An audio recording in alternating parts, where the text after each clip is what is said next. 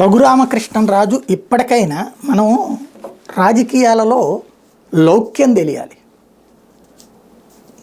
అహంకారం కూడదు. అహంకారమే ఆయన్ని ఈ దశకు తెచ్చింది.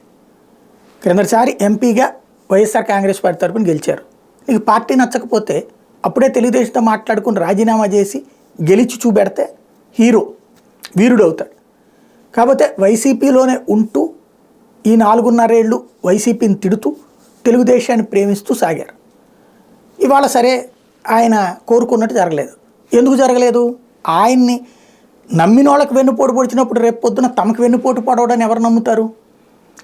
ఆయన నోటిలో అంటే ఆయన తను కోరుకున్నది జరగాలనుకుంటాడు, లేకపోతే ఎవరినైనా తిట్టేస్తాడు. జగన్ తన మాట ఎట్టలేదు కాబట్టి జగన్ తిడుతున్నాడు. రేపు చంద్రబాబు తన మాట ఏమో తిట్టడా? ఇప్పుడు మన సాక్ష్యం ఏమైంది?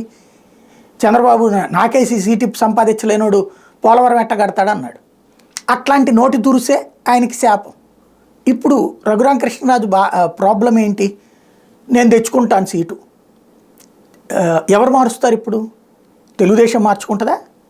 భారతీయ జనతా పార్టీ మార్చుకుంటుందా? ఇంకోటి, రాష్ట్ర నాయకత్వం తప్పు, అందువల్లనే జరిగింది. నువ్వు బీజేపీ వాళ్ళని తిట్టి బీజేపీ సీటు కావాలి.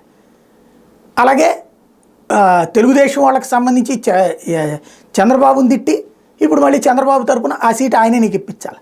ఎందుకు ఇస్తారు?